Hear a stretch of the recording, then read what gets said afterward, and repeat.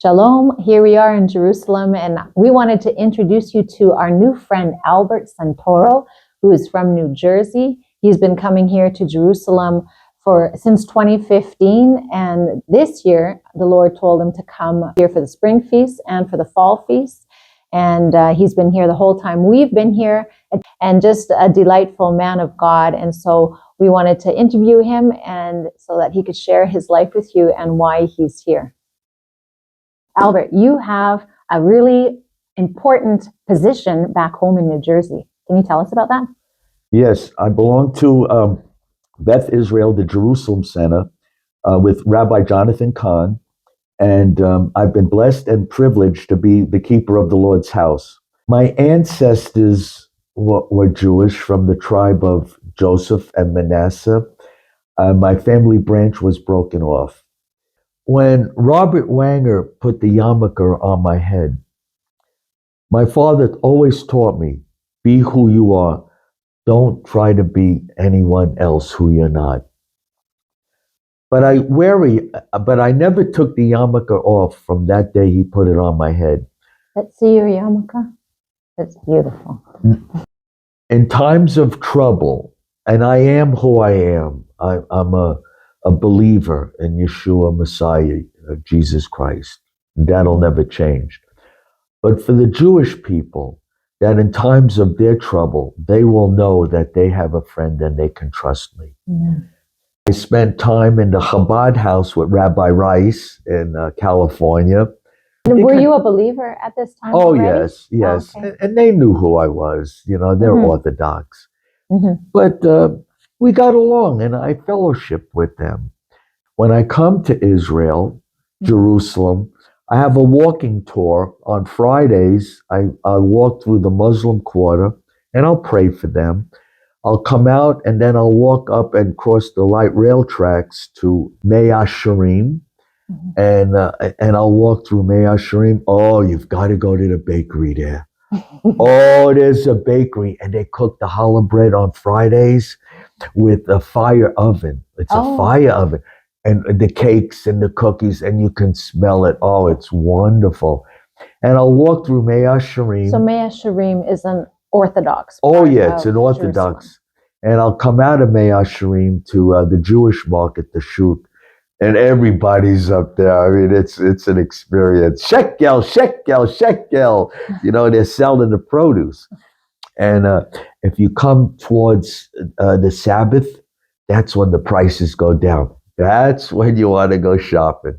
Mm-hmm. And then when I'm home in New Jersey at the Jerusalem Center, about 45 minutes north over the New Jersey state line into New York, there's another Orthodox community called Muncie, New York.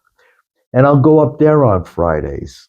I'll go shopping and Shimon cuts my hair. He's ultra-Orthodox. He said, you know, Albert, you could learn from them, but you have something to give them. Spirit. And a few days later after that, he says, Albert, be their friends. Just be their friends. And so I go into ultra-Orthodox. I don't know what it is about me and the ultra-Orthodox, but I love these guys. Mm-hmm. And they know who I am. And Zev up in Muncie at the automotive garage repair, they have beautiful shirts, t-shirts, and he gave me one. So I make friends. Shimon cuts my hair, Zev, and they see me. And Shimon, even when I don't get a haircut, I'm outside his shop walking past, and he's like this. You know, he's sending me his love. Be yourself. Yeah. And so there's a movie called The Hiding Place, and I got something out of this, and this helped me. The father of Corrie ten Boom, he standing on line with the Jews, and they're all wearing the Star of David, and he's wearing a Star of David. And a Jewish man next to him says, what are you standing online with us for? You're not Jewish. And he said, from the day I put this star on, I'll never take it off. I'm standing with you. And that's why I wear the yarmulke. And because of my Hebraic roots. And so just be yourself, be a friend, be a friend to them.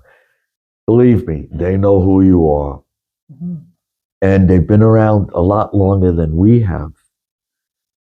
Just love. Just love them. And this is where I wrestle. If you're going to push it on them, they're going to push it back on you.